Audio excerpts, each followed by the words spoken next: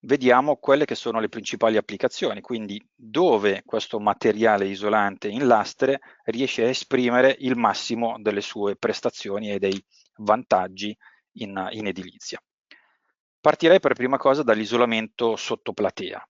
Sotto platea, fianco della platea o estradosso della platea, quindi pensiamo al classico edificio su una platea di fondazione dove questa platea fuoriesce anche rispetto all'impronta dell'edificio a costituire anche la struttura del marciapiede. Per intenderci, ecco, con il vetro cellulare è possibile isolare l'intradosso della platea, risalire sui fianchi e risvoltare anche sull'estradosso della platea stessa, su cui poi verrà realizzato un massetto, un marciapiede con piastrelle e quant'altro. Sotto platea può essere posato a secco, semplicemente su un letto di sabbia essiccata, semplicemente staggiato. Quindi a fondo scavo verrà arrullato il fondo scavo, si stende 2-3 cm di sabbia essiccata, la si staggia e si posano questi pannelli a secco. L'unica accortezza sarà quella di sigillare il giunto tra pannelli accostati, perché quel giunto sarà l'unico punto in cui potrà passare eventualmente umidità e acqua. Ma qui ovviamente si parla di kit, per cui viene fornito il pannello e anche il collante specifico. Altra applicazione, partendo diciamo dal basso e risalendo verso la copertura, tipica di questo materiale è la sua funzione tagliamuro, tra virgolette, come viene talvolta definita, ovvero l'utilizzo del pannello sotto le murature. In questo caso si utilizza solo laddove vi sia un trasferimento di carico verticale e non forze di taglio, quindi se utilizziamo sotto pannelli in legno dobbiamo andare a verificare insomma come vengono fatti i punti di ancoraggio evidentemente. La sua funzione è non tanto di isolamento termico in questo caso, quanto di protezione dall'umidità di risalita. Risalendo verso la parte alta, un'applicazione tipica delle lastre è l'isolamento in copertura, soprattutto laddove questa copertura è piana, quindi classico isolamento di tetti piani, soprattutto in quei casi in cui vi siano impianti fotovoltaici in copertura o altre tipologie di impianti che potrebbero generare dei cortocircuiti e quindi degli incendi.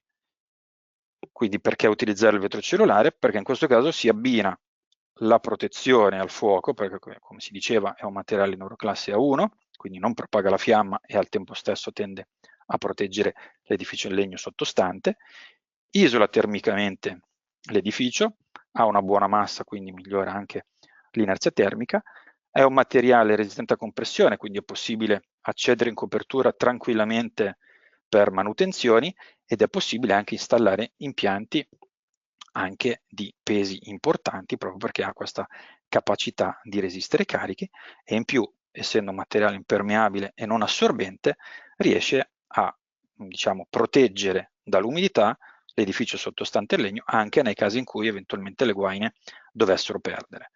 Altro tema importante è che non assorbendo il materiale resta costantemente asciutto, quindi il lambda dichiarato resta sempre quello. Ultima applicazione che vorrei, diciamo penultima, che vorrei segnalare è l'utilizzo sempre su orizzontamenti, quindi tetto piano piuttosto che un terrazzo o cose simili, che possono diventare dei tetti giardino, dei giardini pensili. Anche in questo caso resistenza a compressione e impermeabilità sono importanti per riuscire a sopportare il peso del terreno, soprattutto quando questo si impregna di acqua piovana e mantenere il proprio aspetto dry, secco del materiale, quindi non assorbire umidità e quindi mantenere le sue doti di isolamento termico.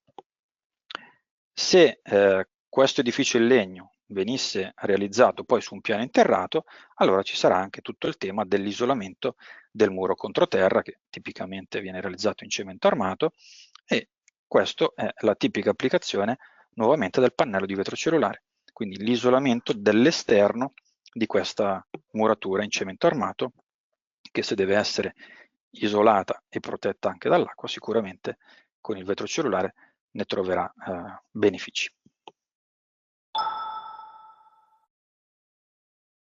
Vediamo ora le principali applicazioni della ghiaia di vetro cellulare abbinata ad edifici in legno. In questo caso diciamo che il 90% circa delle applicazioni sono solitamente concentrate nella parte bassa dell'edificio, quindi isolamento delle fondazioni, vale a dire sotto la fondazione, esterno alla fondazione o all'interno della fondazione. Ora mi spiegherò meglio. Vediamo le diverse tipologie di fondazione. Nel caso in cui vi sia un isolamento, una platea di fondazione, con la ghiaia di vetro cellulare solitamente si interviene al di sotto. Quindi per prima cosa si realizza lo scavo, si rulla il fondo scavo, si stende un geotessuto e si riversa questa ghiaia di vetro cellulare a secco sopra il geotessuto. La si distribuisce o manualmente con una pala o anche con un escavatore, non si frattura il materiale, non c'è nessun problema. Una volta distribuita e messo grossolanamente in quota, la si rulla, la si batte con una piastra vibrante di pesi contenuti. Questa piastra fa calare il materiale circa del 25%, massimo 30%.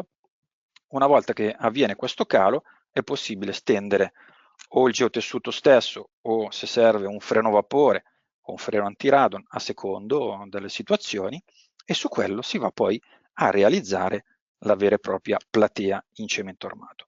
In questo caso si realizza la famosa platea calda ipogea, quindi una platea calda perché è isolata nella parte bassa, quindi la platea è scollegata completamente dal terreno e in questa maniera risulta anche protetta, nel senso che resta ben distante dalle fonti di umidità o di sostanze aggressive che possiamo trovare nel terreno.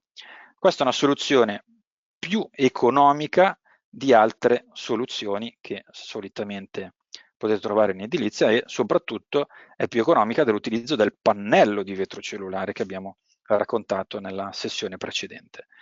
Quindi quando utilizzare l'uno o l'altro? Il pannello si utilizza sostanzialmente quando abbiamo problemi di quote o vogliamo ridurre il volume di scavo. Se invece abbiamo già la necessità di scavare per andare a trovare un terreno più resistente, allora sarà quella la situazione in cui converrà utilizzare la ghiaia di vetro cellulare. A livello di quote può cambiare circa un 20 cm. Quindi questo è quello che accade solitamente nei casi in cui si abbia una platea di fondazione. Nei casi in cui vi siano delle travi di fondazioni, travi rovesce, fondazioni continue, bene, in questo caso si andrà semplicemente a riempire il volume che resta all'interno delle travi di fondazione. Quello che solitamente viene riempito con quei sistemi cassero, per non fare nomi, diciamo casseri a perdere, che consentono di risalire di quota, portarsi a livello dell'estradosso delle fondazioni per poi realizzare il massetto all'interno dell'edificio. Quali sono i vantaggi dell'utilizzo della ghiaia di vetro cellulare in sostituzione di questo metodo più tradizionale? Sono vantaggi sostanzialmente pratici, logistici, economici e temporali, nel senso che non c'è la necessità di realizzare per prima cosa un getto di calcestruzzo per poi posare questi casseri che devono essere successivamente gettati con un altro getto, con rete elettrosaldata. Su questi bisogna aggiungere un pannello isolante, perché parliamo spesso e volentieri di vespai isolati, evidentemente, se parliamo di edilizia, quindi ambienti vissuti, abitati a contatto con un terreno, quindi parliamo di solai disperdenti. Quindi una volta posizionato il pannello isolante si va poi a rigettare un massetto di ripartizione dei carichi. Quindi per realizzare un classico vespaio con questi sistemi tradizionali è necessario creare tutta una serie di lavorazioni che allungano molto le tempistiche di cantiere e obbligano a far intervenire in buona sostanza il getto di calcestruzzo per ben 3 volte. No? Quindi andando invece a sostituire queste lavorazioni con la ghiaia di vetro cellulare, sostanzialmente sono tutte lavorazioni a secco.